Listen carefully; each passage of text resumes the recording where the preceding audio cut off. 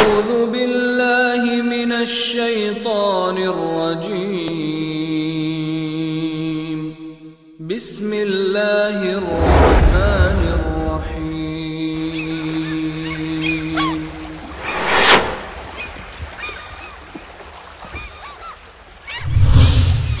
كنتم خير أمة أخرجت للناس تأمرون بالمعروف وتنهون عن المنكر وتؤمنون بالله.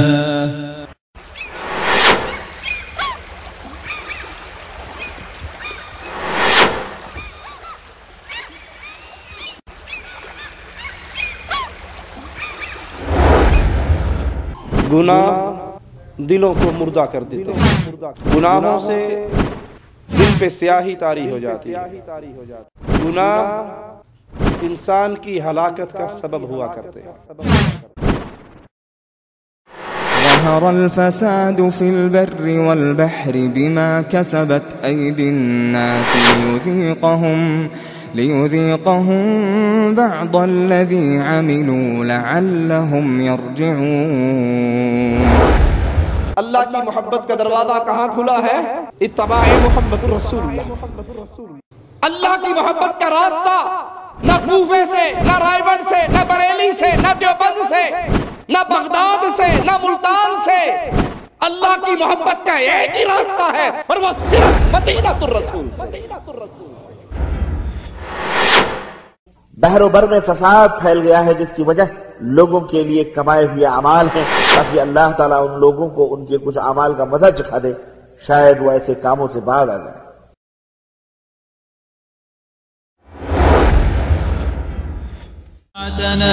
وأعلينا به الشانا فلم نظلم ولم نغدر ولم نستعل طغيانا نقلنا منه شرعتنا وأعلينا به الشانا وبركاته.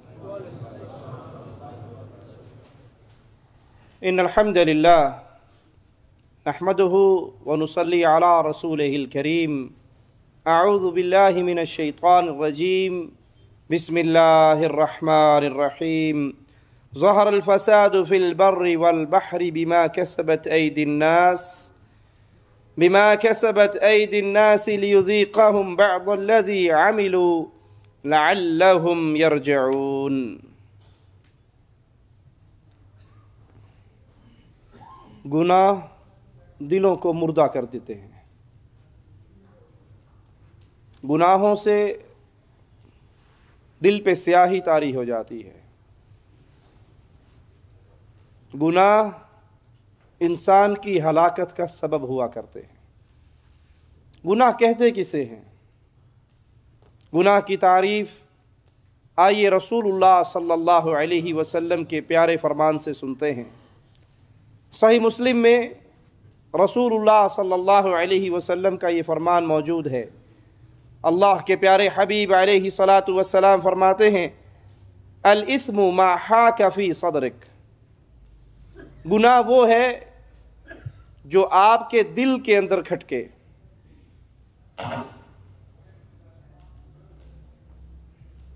کوئی ایسا عمل جو آپ کے اندر کے ضمیر کو چوٹ لگائے اور آپ کو یہ اچھا نہ لگے کہ میرا یہ عمل لوگوں کو علم ہو، لوگوں سے چھپائیں اپنے جس کام کو، وہ عمل گناہ کا عمل ہے۔ اللہ کی طرف سے انسانوں پر جب عذاب کا نزول ہوتا ہے، اس کا سبب بھی لوگوں کے ہاتھوں کی کمائی اور گناہ ہے۔ مالک فرماتا ہے خشکی اور تری میں جو فساد پھیلتا ہے یہ لوگوں کی اپنے ہاتھوں کی کمائی ہے۔ آج بھی ہم اپنے معاشرے پہ نگاہ دوڑائیں، خاص طور پہ ہمارے ملکوں میں جو ایک عذاب کا دورہ ہے، اس کی بنیادی وجہ یہی ہے کہ آج کلمہ پڑھنے والے، لا الہ الا اللہ کے اقرار کرنے والے انفرادی طور پہ بھی گناہوں کی دلدل میں گر چکے ہیں اور اجتماعی طور پہ بھی گناہ اس قوم کو اپنی اندھیری چادروں میں لپیٹ چکا ہے۔ قرآن حکیم کا فرمان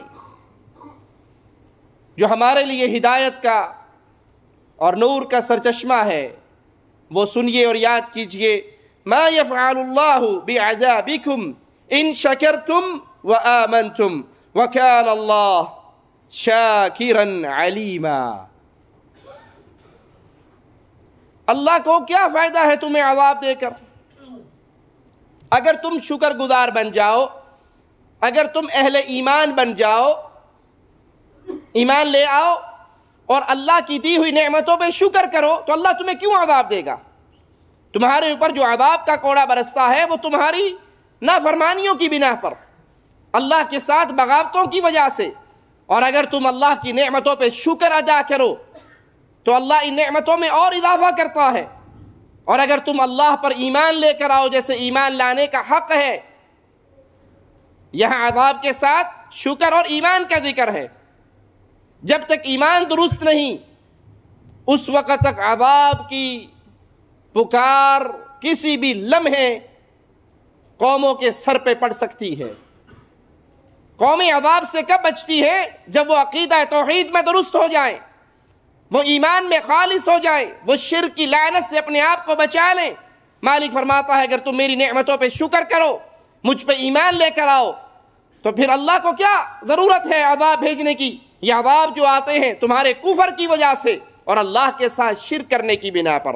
اللہ جاننے والا، بہت قدرت والا، کنٹرول والا، طاقت والا، تمام چیز اللہ کے کنٹرول میں ہے، اللہ کے اختیار میں ہے ہر چیز۔ اللہ جو چاہتا ہے وہی کرتا ہے۔ ان گناہوں کا نتیجہ کیا نکلتا ہے؟ اللہ اپنی نعمتیں چھین لیتا ہے۔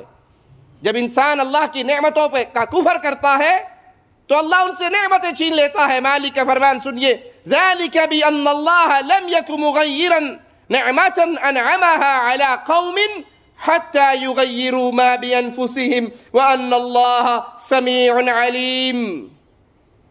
یہ اس لیے کہ اللہ تعالیٰ ایسا نہیں کہ کسی قوم پہ کوئی نعمت کرے، ان کو انعام سے نوازے اور پھر اس نعمت کو بدل دے، یہاں تک کہ وہ قوم خود اس نعمت کا کفر کر بیٹھے اور اپنی حالت کو بدل لے۔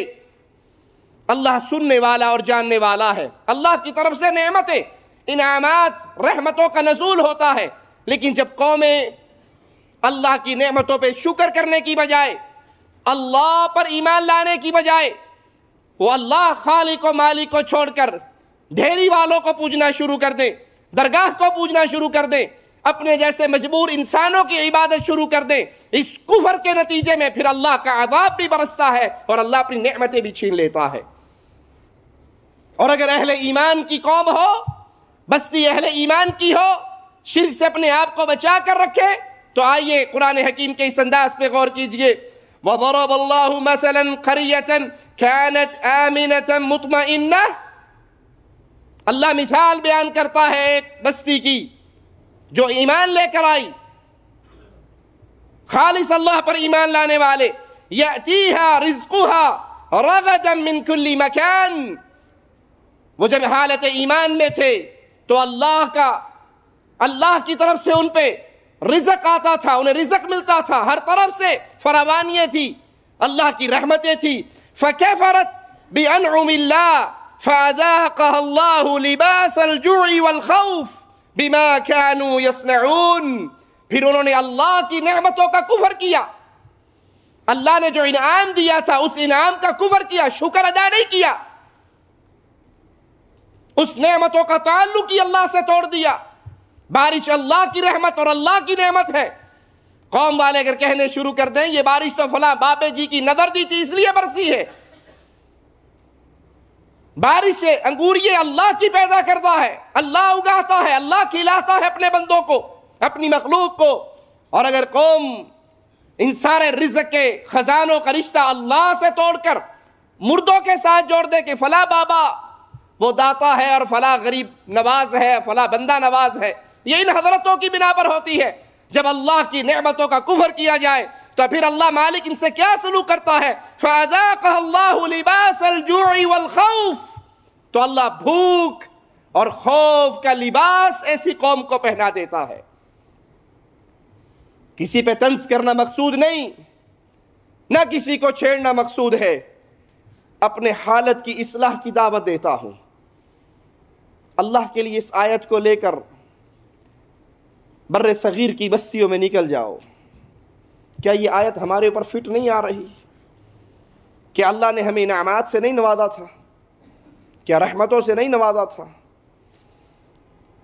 پھر اس اللہ کی دی ہوئی نعمتوں اور رحمتوں پر شکر کرنے کی بجائے، مزید اللہ کی عبادت کی طرف رجوع کرنے کی بجائے، قوموں نے درگاہیں بنا لی، دربار بنا لیے، مردوں کو پوجنا شروع کر دیا، شرک اکبر کے جرم میں ملوث ہو گئی، کہیں ننگوں کی پوجا، کہیں جانوروں کی پوجا، کہیں بتوں کی پوجا، کہیں ڈھیریوں کی پوجا، کہیں گھوڑے کی پوجا۔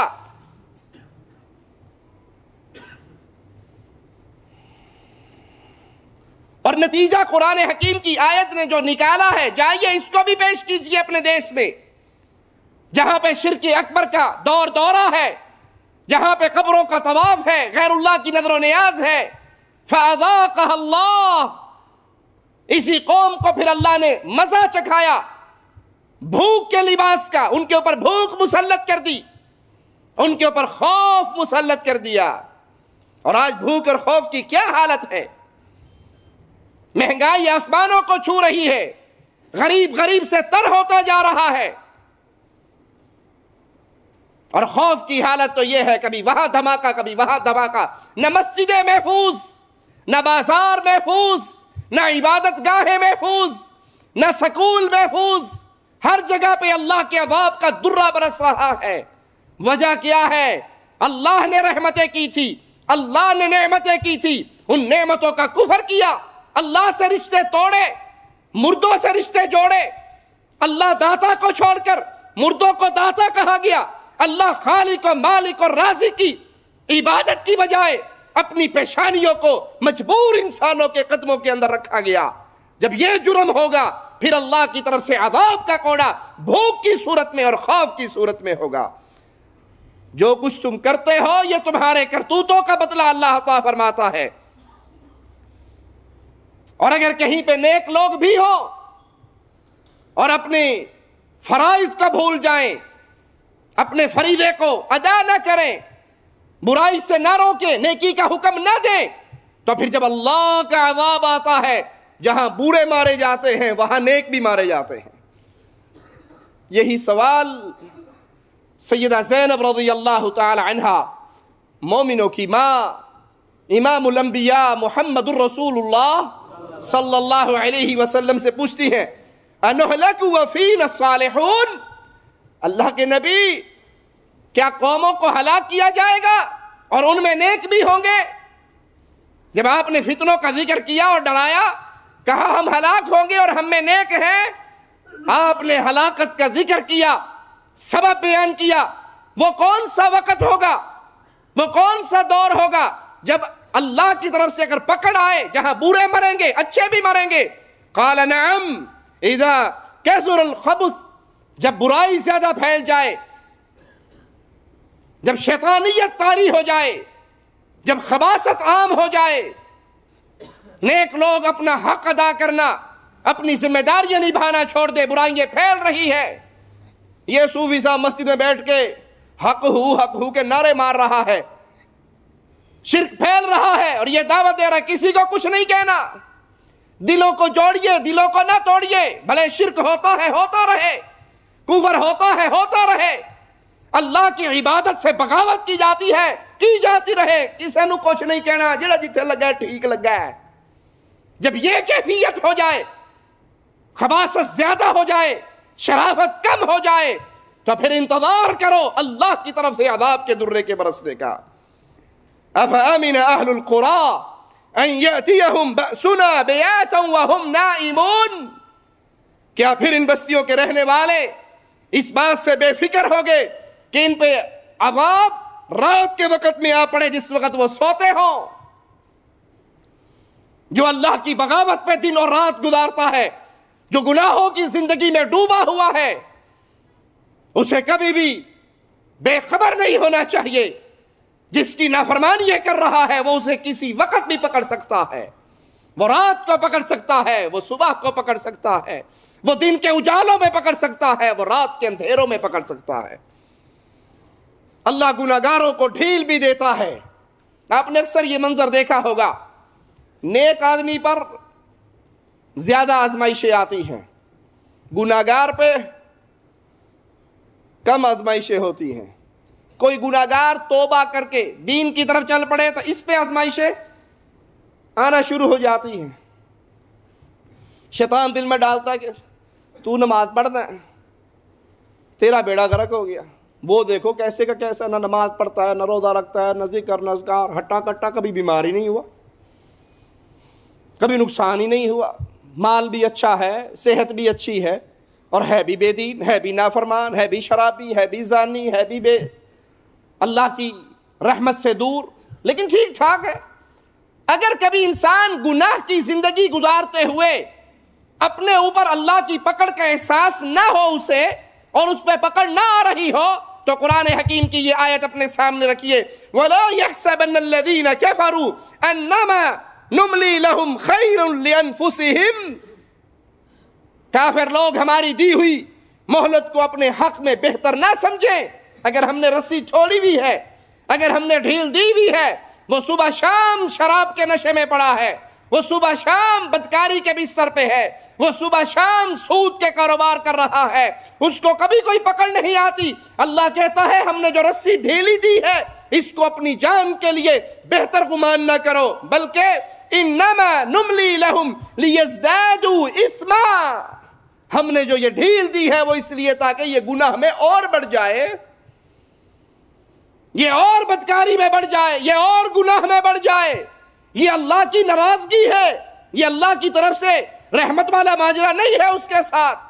یہ ڈھیل ہم نے اس لیے دی ہے تاکہ یہ اپنی نافرمانی میں اور بڑھے۔ وَلَهُمْ عَذَابٌ مُّهِينٌ، نہایت کیا ہے، اینڈ کیا ہے اس کا؟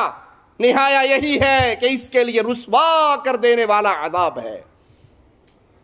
گناہوں کے باوجود پرسکون زندگی گزارنے والوں کے لیے یہ آیت ڈرانے کے لیے بہت بڑی آیت ہے کہ اگر اللہ کی پکڑ نہیں آ رہی تو تمہاری ہلاکت زیادہ ہونے والی ہے۔ اگر گناہ کرنے پہ رب پکڑ لیتا ہے، مالک پکڑ لیتا ہے، تو یہ تو اللہ کی رحمت ہے کہ اللہ اپنے بندوں کو عذاب دے کر ان کے گناہوں کو ہو سکتا ہے دنیا میں ہی معاف کر دے، یا اللہ کی پکڑ ان کے اصلاح کا سبب بن جائے۔ اور اگر چھوڑ دیا، اللہ کے لیے اعلی مثال آپ دیکھتے نہیں سکول کے اندر استاد کو جس بچے سے زیادہ پیار ہو اس کی چھوٹی چھوٹی غلطی پہ اسے پکڑتا ہے، اسے ٹوکتا ہے، اسے سزا دیتا ہے۔ کیوں؟ استاد جتنی زیادہ سزا دیتا ہے حقیقت میں اس سے اپنے بچے سے، اپنے شاگرد سے اتنا ہی زیادہ پیار ہوتا ہے۔ اس کی یہ غلطی بھی ختم ہو جائے، یہ بھی ختم ہو جائے، یہ امتحان میں اعلیٰ سے اعلیٰ نمبر لے۔ اور ایک طالب علم ہے، استاد اس کو کچھ کہتا ہی نہیں ہے، وہ آئے نہ آئے، پڑھے نہ پڑھے، جو مرضی کرے، پرواہ کوئی نہیں استاد کو اس کی۔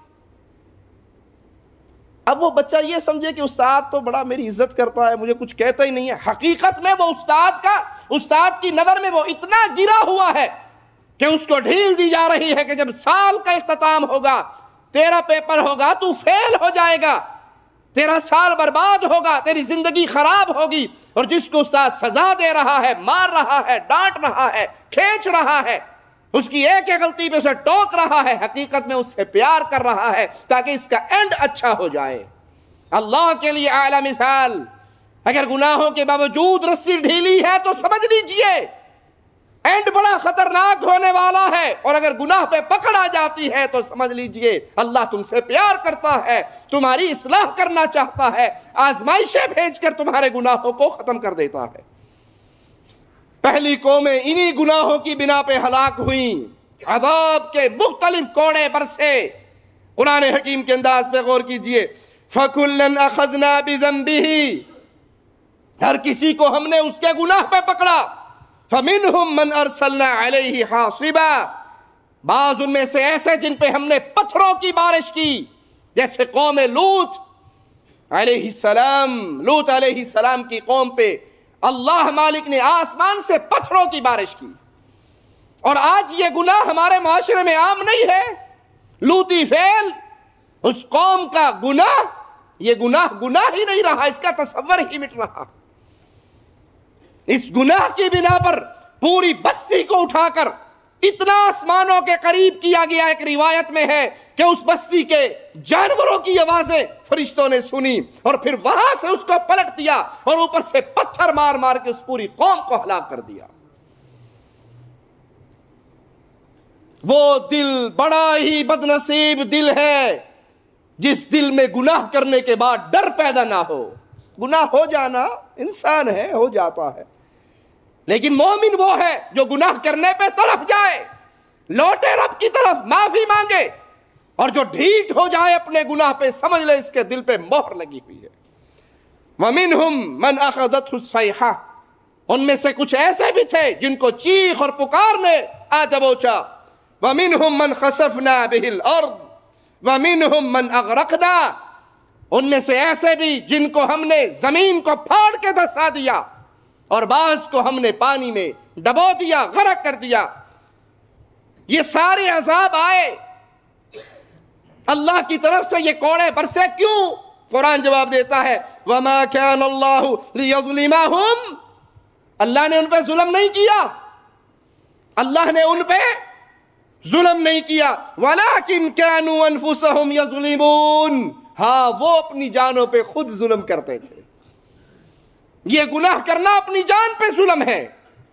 سوچئے اللہ کے لیے اپنے گھر، اپنے روم، اپنی گاڑی کا نقشہ اپنی آنکھوں کے سامنے رکھیے، کتنے گھروں کی چھتوں پہ ڈش انٹینے کی لعنت موجود ہے، کتنی گاڑیوں میں گانوں کی سیڈیاں اور کیسٹیں موجود ہیں، کتنوں کی راتیں رنگین ہیں، کتنے شراب کو ایسا پیتے ہیں جیسے وہ دودھ پی رہے ہوں، تصور ہی نہیں یہ حرام ہے، تصور ہی نہیں کہ یہ اللہ کے عذاب کا سبب بنتی ہے۔ یہ عذاب کے کوڑے برسنے کی وجہ قرآن نے کیا بیان کی؟ اللہ نے ظلم نہیں کیا، اللہ جب قوموں کو ہلاک کرتا ہے عین انصاف کی بنیاد پہ کرتا ہے۔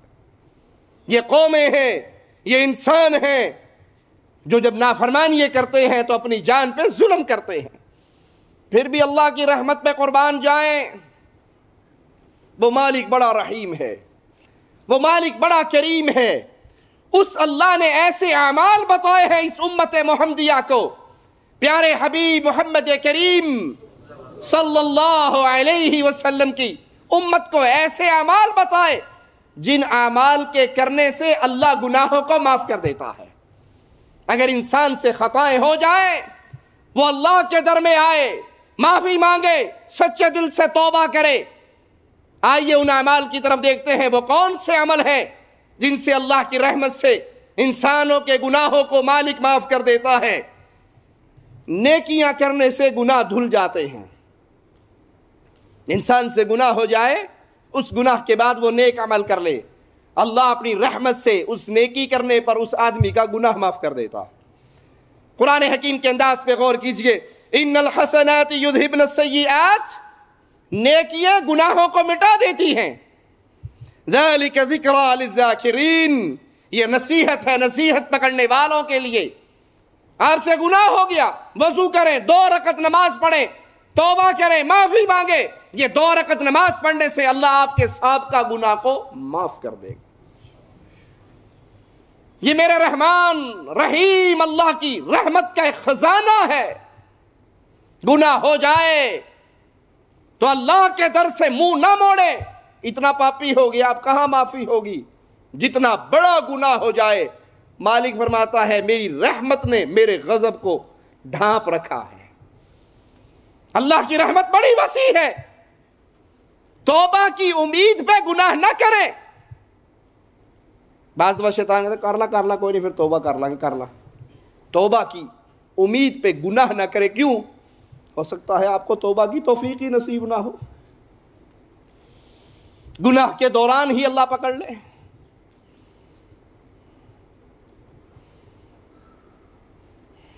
ہاں اگر گناہ ہو جائے، انسانی بشری کمزوریوں کی وجہ سے تو فوراً اللہ کے دربار میں معافی کا سوال کریں۔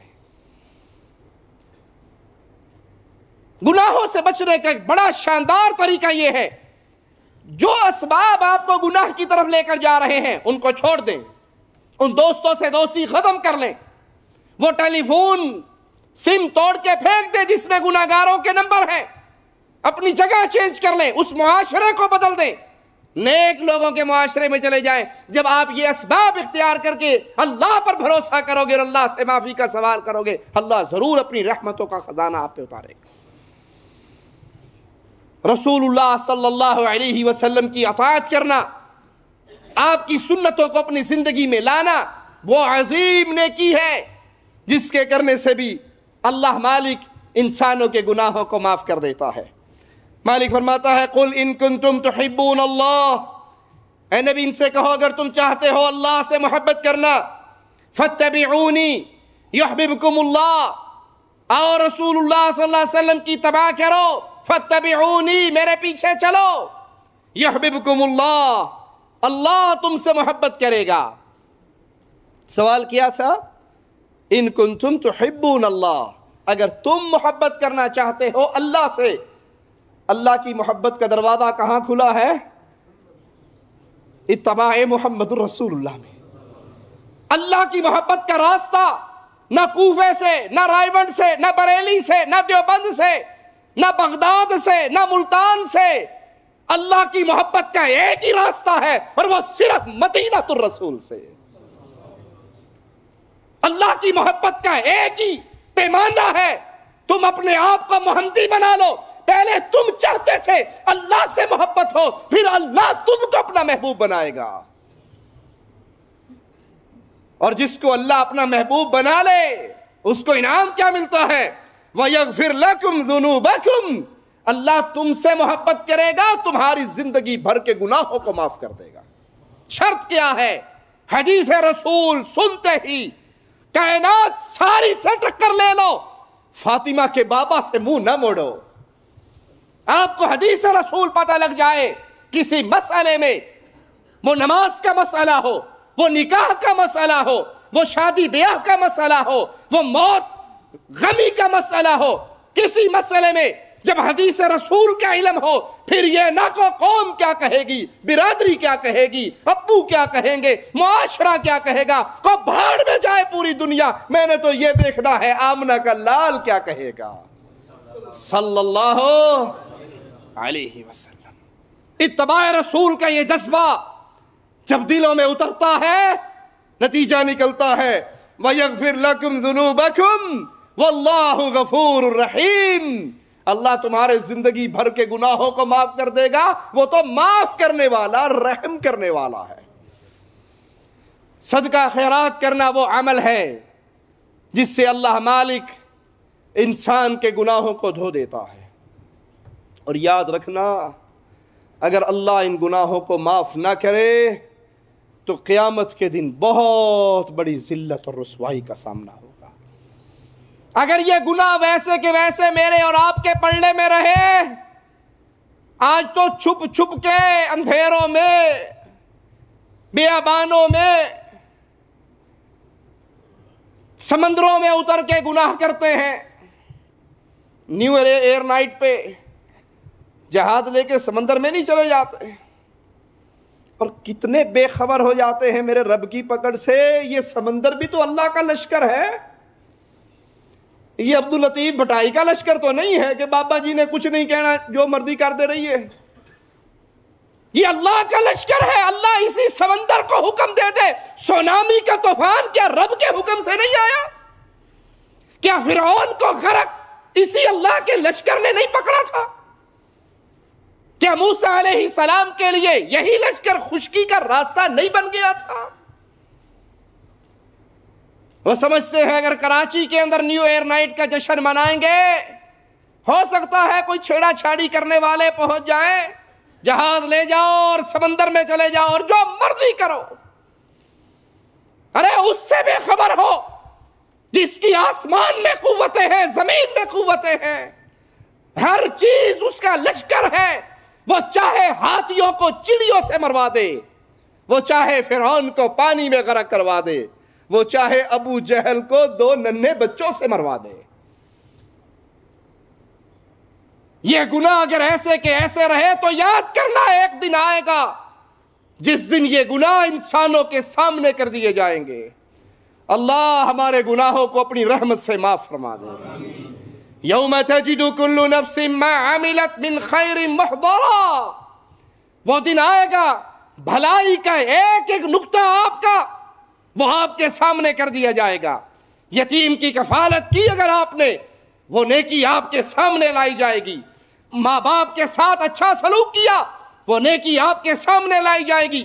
اللہ کے لیے مسجد بنوائی، وہ نیکی آپ کے سامنے۔ ایک ذرہ اگر آپ نے سبحان اللہ کہا، اس سبحان اللہ کا اجر بھی اپنے نامہ اعمال میں پاؤ گے۔ وما عملت من سوء، اور جو گناہ کا کام کیا، جتنی بار زندگی میں داڑھی شیو کی، ہر بار کا یہ گناہ آپ کے نامہ اعمال میں ہوگا۔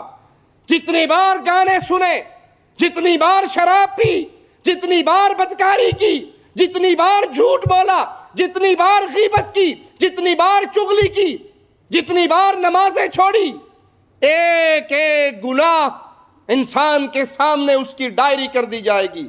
پھر اس دن چاہے گا کیا؟ وہ چاہے گا ان بینہا وبینہ امدا بعیدا، کاش میرے اور میرے گناہوں کے درمیان دوری ہو جائے، اور بہت دوری ہو جائے۔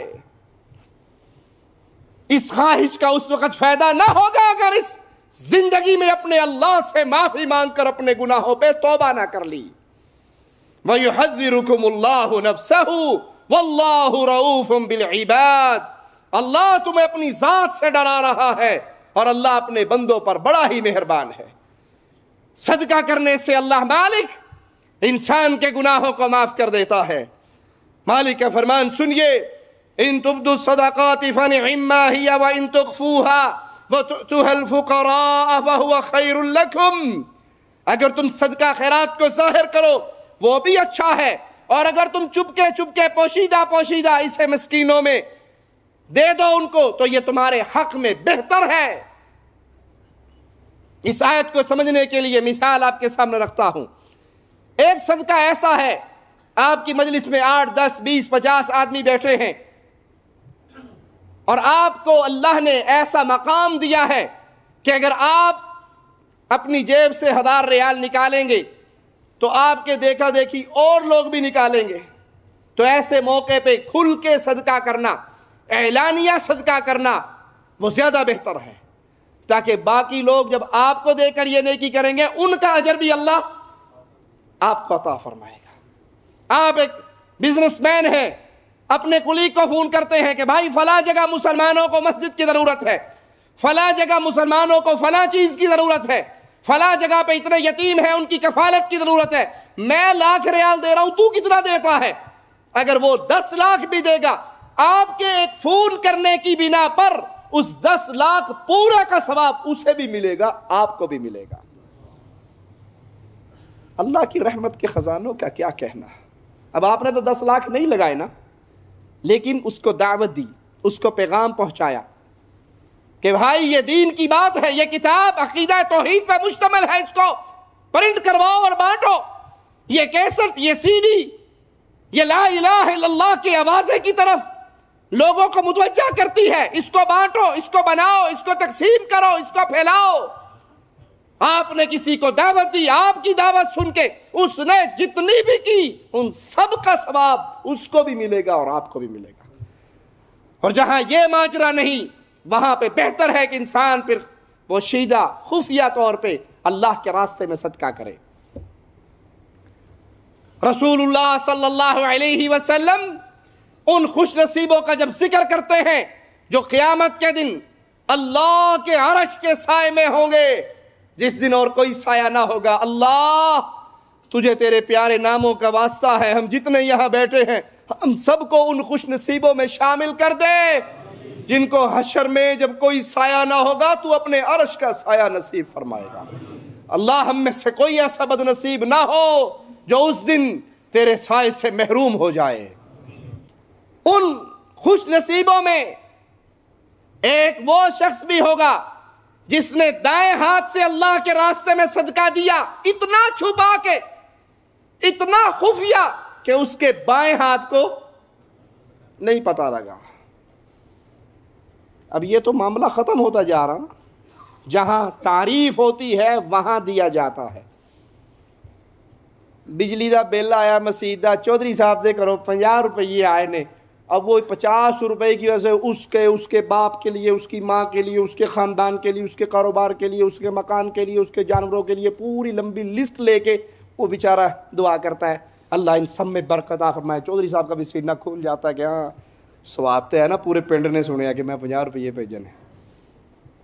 یہ تو ہلاکت ہے، بربادی ہے، اس کا کوئی فائدہ نہیں۔ آپ نے اگر پنکھوں کے پروں پہ اپنا نام لکھوا کر مسجد میں دینا ہے تو نہ دو، نہ دو، یہ 50 روپے بیگم کو کھلا دو۔ آپ ایک ایسا عمل کر رہے ہیں جو ثواب کی بجائے آپ کی ہلاکت کا سبب بننے والا ہے۔ جہاں ایسا ماجرا ہو وہاں خفیہ طور پہ اللہ کے راستے میں صدقہ کرو۔ جب صدقہ کرو گے تو نتیجہ کیا نکلے گا؟ وَيُكَفِّرُ عَنْكُم مِّن سَيِّئَاتِكُم، تم اللہ کے راستے پہ صدقہ کرو، اللہ کے راستے پہ مال لوٹاؤ، اللہ کے دین کو پھیلاؤ، اس کو نشر کرو، اس کا ذریعہ بنو، مسجد بنا کر، مدرسہ بنا کر، قرآن حکیم تقسیم کروا کے، احادیث رسول تقسیم کروا کے، دینی کتابیں، دینی سیڈیز، دینی کیسٹ، اس کو بانٹ کے، کسی یتیم، غریب، بیوہ، مسکین، اس کا سہارا بن کے، جب تم اللہ کے لیے یہ سارے کام کرو گے، اللہ تمہارے گناہوں کو تبدیل کر دے گا، معاف کر دے گا، اس میں اپنی رحمت کا قلم پھیر دے گا۔ واللہ بما تعملون خبیر، جو کچھ تم کرتے ہو اللہ اس کو جاننے والا، خبردار ہے۔ ترمذی میں پیارے حبیب محمد کریم صلی اللہ علیہ وسلم کا یہ فرمان موجود ہے۔ آپ نے فرمایا صدقہ گناہ کو بجھا دیتا ہے،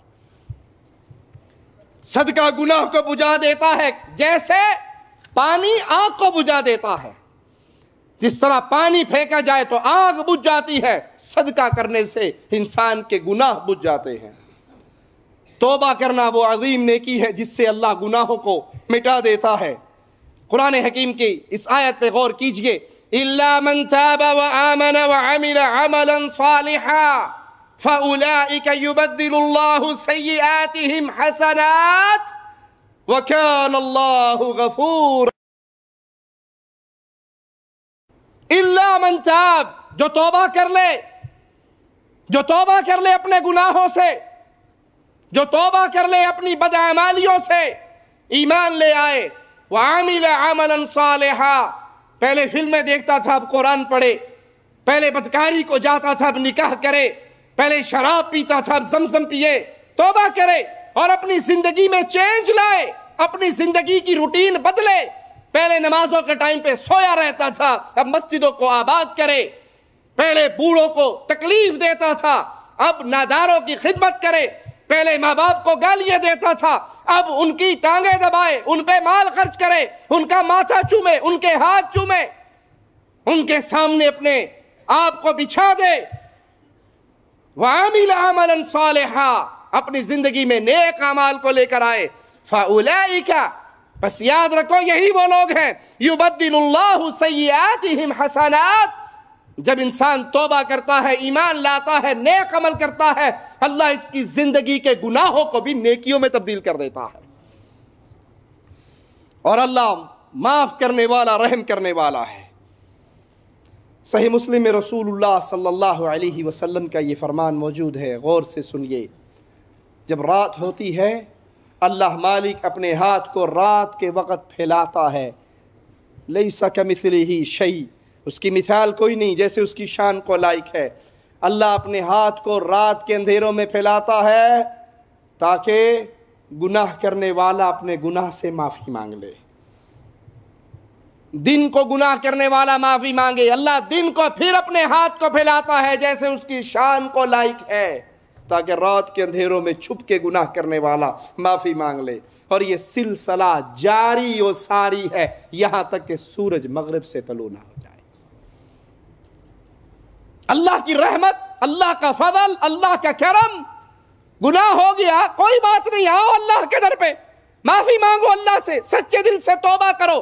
شیطان نے پھر کروا دیا، پھر توبہ کرو، پھر کروا دیا، پھر توبہ کرو۔ اگر شیطان اپنا جال آپ کے اوپر ڈال رہا ہے تو سورج جب تک مغرب سے طلوع نہیں ہوتا اس وقت تک اللہ نے رحمت کا دروازہ کھولا ہوا ہے۔ اللہ کا تقوی اپنے دل میں پیدا کرنے اور سچ بولنے سے بھی اللہ گناہوں کو معاف کر دیتا ہے۔ یا ایھا الذین آمنوا اتقوا اللہ، اہل ایمان اللہ کا ڈر پیدا کرو اپنے دل میں، اللہ سے ڈر جاؤ۔ وقولوا قولا سدیدا، جب بات کرو تو کیسی؟ سیدھی بات کرو۔ کچھ لوگ ٹیڑھی بات کر کے بھی کہتے ہیں سواد آ گیا بادشاہ۔ کوئی راستہ پوچھ لے بیچارہ پردیسی، فلاں جگہ جانا ہے، اب وہ جا بیچارہ صحیح رہا ہوگا، اسے الٹا راستہ بتائیں گے، ایویں نہیں پائیں گے، اس اشارے تو یوٹن لے لو، اگلے اشارے 3 اشارے تو بعد کھبے جائے جائے تو انہوں تھوڑی جگہ مل جائے گی۔ اور پھر دوستوں میں کہتا ہے اے وہ جی رات پا کے آیا 1 گھنٹہ پھردا رہے گا، اتنا ذلیل ہوئے گا، اور خوش ہو رہے ہیں بڑا کمال کیتا جی ماشاء، کیا بہادری کی تھی۔ میرا اپنا ذاتی واقعہ ہے، لاہور میں ایک جگہ پر گلشن اقبال پارک کے قریب ہم کھڑے، ایک ساتھی سے راستہ پوچھ لیا، نہیں پتا تھا اس کا، اور بالکل الٹے ہاتھ پر 1 گلی کے فاصلے پہ وہ جگہ ہے، اس نے ہمیں الٹے راستے پہ ڈالا، ہم کئی گھنٹے تک پریشان رہے، جب گھوم کے پھر واپس آئے تو یہ وہی جگہ تھی جہاں کھڑے تھے، اور اس کو کمال سمجھتے ہیں، بہادری سمجھتے ہیں۔ باش یہ جو روٹتے پایا پھردا ہی رہے گا ساری رات آج۔ یہ گناہ ہے، اس کو مذاق نہ سمجھیے، اس کو تفریح کا باعث نہ سمجھیے، یہ گناہ ہے، ہلاکت ہے۔ نیکیاں ملتی ہیں، گناہ معاف ہوتے ہیں، کس طریقے سے؟ اللہ سے ڈر جاؤ۔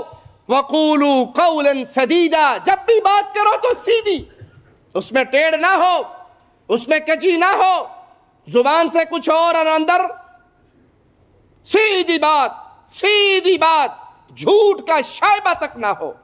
اور یاد رکھیے کوئی ماجرا اگر اس کی بنیاد جھوٹ پر ہے وہ کبھی سرے چڑھ سکتی، اس میں خیر نہیں۔ وہ شادی جھوٹ کے نام پہ ہو جائے، کئی کرتے ہیں نا جھوٹ کے نام پہ شادی، میں جی بالکل کوارا ہوندا 5 بچے نہ پیو ہوئے ہیں، کوئی ایک باری آ گئی نکاح ہو گیا داڑھ تلے آ گئی، پھر کی ہوئے گا، پتہ لگ بھی گیا تو لگ جائے، اپنے آپ کو کوارا شو کر کے شادی کروا لی، اب بظاہر خوش ہو رہا ہے کہ کڑی کر آ گئی، یہ نہیں پتا کہ ساری عمر جوتے مارے گی، روز لڑائی فساد کی، جھوٹ بول کے نکاح کیا، اس میں بھی کبھی خیر ہوگی؟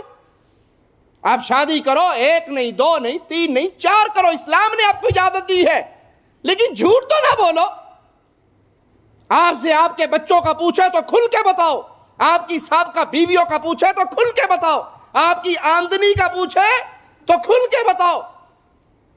یہ نہیں کہ آپ کی 2000 ریال سیلری ہے اور کو پوچھے ہونے والا سسرال سیلری کتنی ہے، وہ 2 کو آہستہ سے بول، 2000 ہزار کو اونچا سے بولتا ہے، 3-4 ہزار سمجھ آئیے، پتہ نہیں کیا کہا اس نے، وہ ایک باری ہو جوے پھر مول صاحب جو دال روٹی کھاؤں وہ نہیں کھواؤں گا۔ جھوٹ نہ بولیے، اپنی بات سیدھی کیجئے، کاروبار ہو، نکاح ہو، شادی ہو، ایک ایک مسئلے میں اپنے آپ کو سیدھا کریں، اس کا نتیجہ اللہ کیا تمہیں عطا فرمائے گا؟ یصلح لکم اعمالکم، جس عمل کی بنیاد سچ پر ہوگی اس میں کبھی بگاڑ نہیں ہوگا، اور جس عمل کی بنیاد جھوٹ پہ ہوگی اس میں کبھی نکھار نہیں ہوگا۔ اللہ تمہارے سارے مسئلوں کو حل کر دے گا۔ کہو بھائی 2000 ریال کماتا ہوں، دینا دو، نہیں دینا نہ دو، ہو سکتا ہے وہ آپ کو دے دیں اور شادی ہوتے ہی آپ کی 2 سے 3 ہو جائے۔ رزق تو اللہ کے ہاتھ میں ہے، جھوٹ بولنے سے کیا ملے گا؟ وَيَغْفِرْ لَكُمْ ذُنُوبَكُمْ، اللہ تمہارے معاملے کی اصلاح فرما دے گا اور تمہارے سارے گناہوں کو معاف کر دے گا۔ وَمَن يُطِعِ اللَّهَ وَرَسُولَهُ فَقَدْ فَازَ فَوْزًا عَظِيمًا، اور جو اطاعت کرتا ہے اللہ کی اور اس کے رسول کی، یہ خوش نصیب وہ انسان ہے جس نے بہت بڑی کامیابی کو ہاتھ ڈال لیا، یہ بڑا ہی کامیاب انسان ہے۔ مسند احمد و ترمذی میں رسول اللہ صلی اللہ علیہ وسلم کا فرمان ہے، آپ نے فرمایا تم جہاں کہیں بھی ہو اللہ سے ڈرو، جہاں کہیں بھی ہو اللہ سے ڈرو، گھر میں ہو، بازار میں ہو، کاروبار میں ہو، بیوی بچوں میں ہو، دوستوں میں ہو، تنہائی میں ہو، جہاں کہیں بھی ہو اللہ سے ڈرو۔ لوگوں سے ڈرنے کا فائدہ، لوگ کہتے ہیں کہ مولوی صاحب शैतान के पीछे लगे सिनेमा में फिल्म देखने के। छोटी छोटी दाढ़ी थी, मौलवी था नहीं, बस छोटी दाढ़ी वाले बेचारे दोनों पार्टियों में चल जाते हैं, मौलवियों में भी चल जाते हैं, उधर भी चल जाते हैं। राजी रहे रहमान, नाराज ना हो शैतान। तो वो मुंह पे कपड़ा लपेट के सिनेमा घर में गए, कोई ये ना देखे दाढ़ी वाला मौलवी सिनेमा जान रहा। अंदर जाके जो नजर दाढ़ी देखी तो काफी दाढ़ी वालों ने फिर रुमाल नीचे कर लिया, कोई गल नहीं मेरे नाल दे होर भी कई बैठे। ये लोगों का डर है, इससे फायदा नहीं होने वाला। अगर ये गुनाह है तो अल्लाह के डर की बिना पे इस गुनाह को छोड़ो। प्यारे नबी फरमाते जहां कहीं हो अल्लाह से डरो, गुनाह के बाद नेकी कर लो। अगर शैतान तुमसे गुनाह करवा दे, शैतान की मान के अगर गुनाह कर बैठे हो, रहमान की मान के 2 रकते नहीं पड़ी जाती। 100 दफा ला इलाहा इल्लल्लाहु वहदहु ला शरीका लहु लहुल मुल्कु व लहुल हम्दु युहयी व युमीतु व हुवा हय्युन ला यमूत बियदिहिल खैर व हुवा अला कुल्लि शैइन कदीर। ये पढ़ लो, शैतान ने जितनी प्लानिंग करवाई थी सारी खत्म हो जाएगी। गुनाह के बाद नेकी कर लो, नेकी गुनाह को खत्म कर देती है। वजू कीजिए, अच्छा वजू कीजिए, वजू करने से अल्लाह गुनाह धो देता है। सही मुस्लिम में प्यारे हबीब अलैहिस्सलाम का ये फरमान मौजूद है, सुनिए। आपने फरमाया जिसने वजू किया, अच्छा वजू किया, उसके जिस्म से गुनाह ऐसे निकल जाते हैं यहां तक के उसके नाखून के नीचे वाले गुनाह भी निकल जाते हैं। सही मुस्लिम में ही रसूलुल्लाह सल्लल्लाहु अलैहि वसल्लम का दूसरा फरमान है, आपने फरमाया मन तवद्दा मन खरज मिन बैतिही, जो निकले अपने घर से वजू की हालत में, वजू करे, फिर अल्लाह के घरों में से किसी घर में जाकर अल्लाह के फर्ज करदा काम में से कोई काम अदा करे, उसके हर कदम पर अल्लाह गुनाह माफ कर देता है, दर्जा बुलंद कर देता है। अपने घर से वजू किया और फिर मस्जिद में गए, मस्जिद में जाके अल्लाह के फराइज में से एक फरीदा अदा किया, हर कदम पर गुनाह माफ होगा, नेकी अता होगी, दर्जा बुलंद होगा। सही मुस्लिम में प्यारे हबीब मोहम्मद करीम सल्लल्लाहु अलैहि वसल्लम की ये हदीस मौजूद है। आपने फरमाया जो शख्स हर नमाज के बाद 33 दफ़ा सुबहान अल्लाह, 33 दफ़ा अल्हम्दुलिल्लाह, 34 दफ़ा अल्लाहु अकबर और 1 दफ़ा ला इलाहा इल्लल्लाह वहदहु ला शरीका लहु लहुल मुल्कु व लहुल हम्दु व हुवा अला कुल्लि शैइन कदीर, 100 पूरे हो गए। जो इसको पढ़ लेता है अल्लाह उसके सारे गुनाह माफ कर देता है, अगरचे उसके गुनाह समंदर की झाग के बराबर क्यों ना हो। हमारी हालत क्या होती है? इमाम कहते हैं अस्सलाम वालेकुम व रहमतुल्लाह, सलाम व रहमतुल्लाह, अल्लाहुम्मा सल्लल्लाहु, जूती उठाई और वो गए। 2 दफ़ा दुरूद शरीफ नहीं पढ़ा, अल्लाहुम्मा मग़फ़िरली का, रब्बना आतिना का, और निकल गए पतली गली से। क्यों?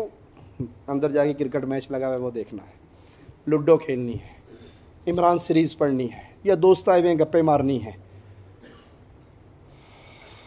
जब बिदअत आती है सुन्नत उठ जाती है। फ़र्ज़ नमाज के बाद इज्तमाई दुआ बिदअत है, किसी सही हदीस से साबित नहीं, किसी सही हदीस से साबित नहीं। इज्तमाई दुआ, हर फ़र्ज़ नमाज के बाद इज्तमाई दुआ को रूटीन बना लेना, उस वक़्त तक सुन्नत के लिए खड़े ना होना जब तक इमाम साहब हाथ उठा के इज्तमाई दुआ ना करवा दें, ये किसी सही हदीस से साबित नहीं। इस बिदअत के आने का नुकसान क्या हुआ? सुन्नत क्या थी? नमाज के बाद के अज़कार वो ख़त्म हो गए, सारा कुछ मौलवी दे गलते पा छड़े, मौलवी साहब तुझी कर आमीन आमीन आमीन, निकल गया। और इससे मिलता क्या है? आइए हदीस हमें बताती है, आपको सुनाऊं। बाद गरीब सहाबा ने आकर रसूलुल्लाह सल्लल्लाहु अलैहि वसल्लम के सामने अर्ज़ की, या रसूल अल्लाह सल्लल्लाहु अलैहि वसल्लम, अमीर सहाबा तो हमसे जीत गए, ये सदका करते हैं, हमारे पास तो कुछ है नहीं सदका करें, ये फ़ी सबीलिल्लाह जिहाद में मदद करते हैं, ये अल्लाह का दिया हुआ माल खर्च करते हैं, नमाज़ें जैसे हम पढ़ते हैं ये भी पढ़ते हैं, रोज़े हम रखते हैं ये भी रखते हैं, तो क़यामत के दिन ये तो जीत जाएंगे हमसे। आपने कहा तुम्हें एक ऐसा अमल ना बताऊं जिसके करने से तुम अमीर लोगों के सदका खैरात से आगे बढ़ जाओ, ज़कात से आगे बढ़ जाओ। कहा ज़रूर बताइए। कहा 33 दफ़ा सुबहान अल्लाह, 33 दफ़ा अल्हम्दुलिल्लाह, 34 दफ़ा अल्लाह अकबर और 1 दफ़ा ला इलाहा इल्लल्लाह, ये तस्बीह पूरी कर लो। इसका तुम्हें अल्लाह इतना अजर देगा कि तुम उनके अजर व सवाब से बढ़ जाओगे। अब ये गरीब सहाबा, नमाज ख़त्म हुई, अब वो हम जैसे तो नहीं थे, अब ठीक है जो कर रहा करे, मुझे क्या है। वो तो तलाश में रहते थे कि नबी की कोई सुन्नत मिल जाए, نبی کا کوئی فرمان مل جائے، ہم کیا کہتے ہیں سنت ہی تو ہے یار، چھوڑ بھی دیا تو سنت ہی تو، سنت ہے، اتنا زور داڑھی رکھ لو، سنت تو ہے، سنت داڑھی میں دین رکھا ہے، داڑھی میں اسلام رکھا ہے، ہم سنت کہہ کے چھوڑ دیتے ہیں اور وہ سنت سن کے اس کو پابندی سے اپنایا کرتے تھے. یہ فرق ہے بس. وہ سنت ہے، فرض چھوڑیں گے تبھی تارک ہوں گے نا. سنت ہے خیر پڑھ لی نہ پڑھی نہ، کر لیا نہ کرا نہ صحیح. وہ ایک سنت پہ سر کو جھکانے والے امیر صحابہ نے دیکھا یہ کچھ کرتے ہیں، ٹو لگائی، پتہ لگاتے 30 دفعہ سبحان اللہ، یہ پوری تسبیح پتہ لگ گئی، انہوں نے بھی شروع کر دی. وہ پھر رسول اللہ صلی اللہ علیہ وسلم کے پاس غریب صحابہ، اللہ کے نبی وہ، لیکن اب پھر بند ہو گیا، انہیں بھی پتہ لگ گیا. آپ نے کہا ذالک فضل اللہ یؤتیہ من یشاء، یہ تو پھر اللہ کا فضل ہے، جس کو چاہتا ہے عطا فرماتا ہے. یہ تسبیح کر لیجئے. اللہ کے رسول صلی اللہ علیہ وسلم نے فرمایا تمہارے سارے گناہ اللہ معاف کر دے گا، اگرچہ تمہارے گناہ سمندر کی جھاگ کے برابر کیوں نہ ہو. صحیح بخاری میں رسول اللہ صلی اللہ علیہ وسلم کا فرمان موجود ہے، سنیے. آپ نے فرمایا کوئی شخص دن میں 100 مرتبہ سبحان اللہ و بحمدہ کہے، 100 مرتبہ کیا کہے؟ اپنے گریبانوں میں منہ ڈال کے جھانکے دن میں کتنی بار گانا گاتے ہو؟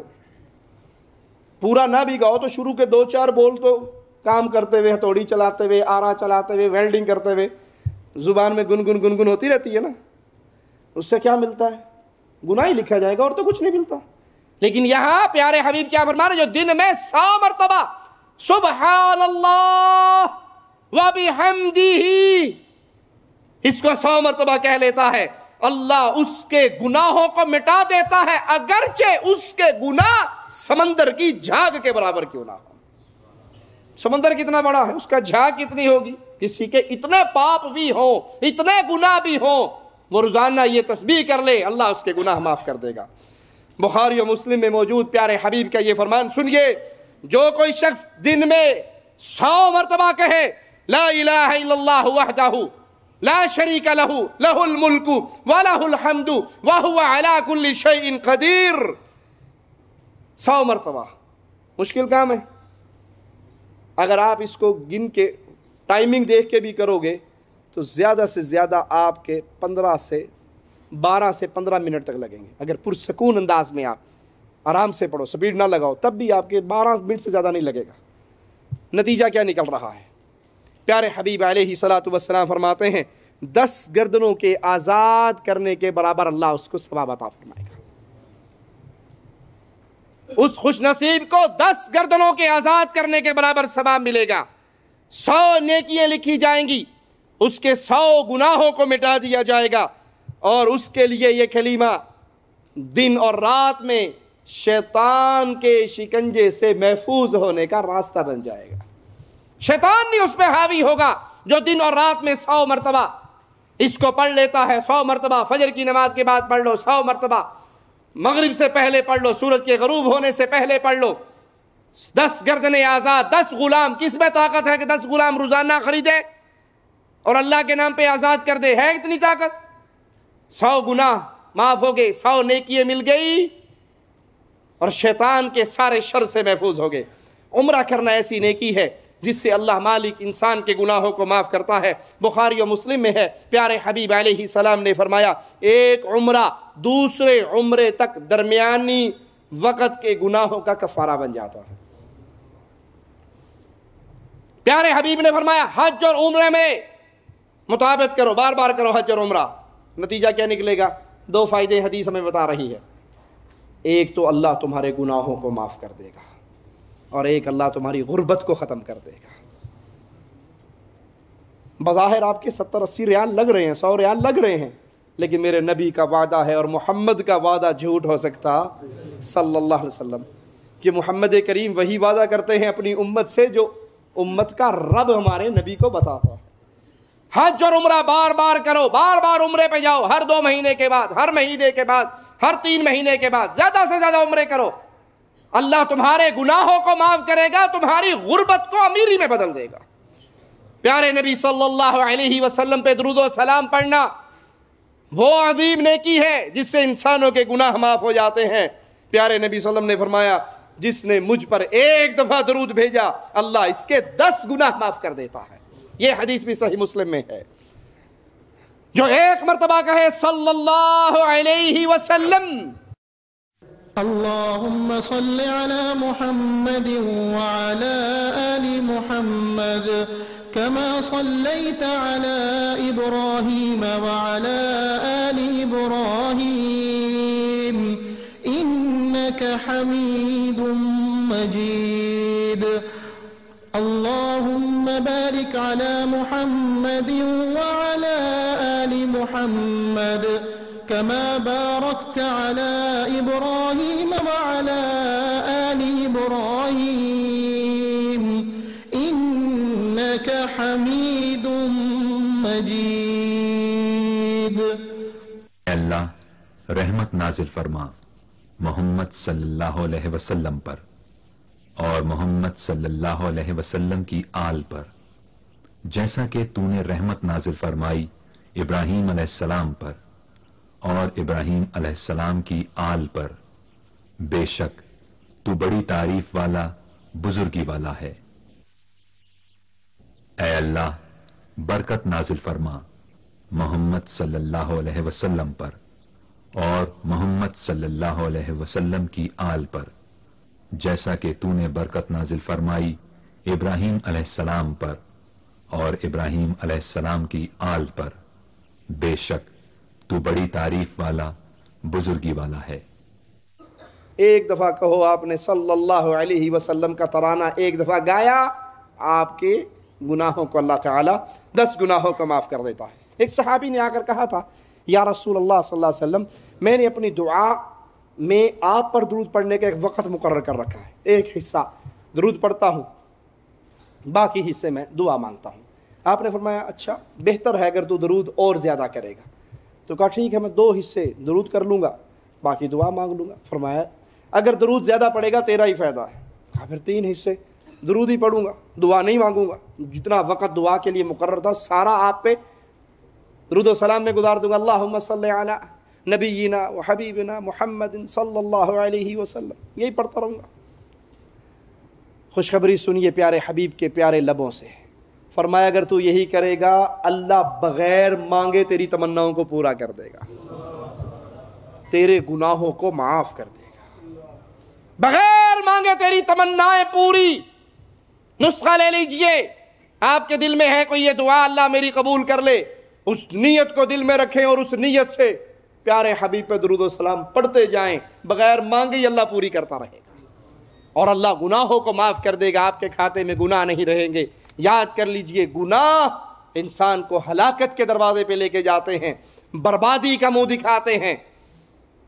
ہماری زندگی تو صبح شام گناہوں میں بھری ہوئی ہے.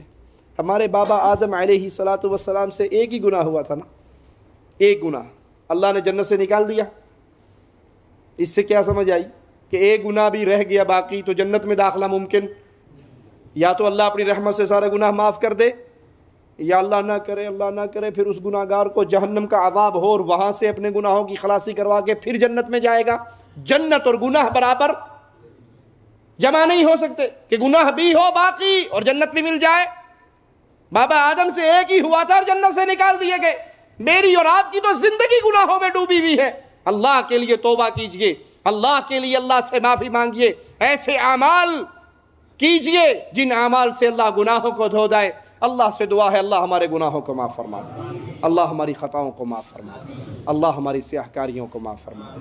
اللہ ہمیں زندہ رکھے ایمان پہ رکھے. اللہ ہمیں زندہ رکھے توحید پہ رکھے.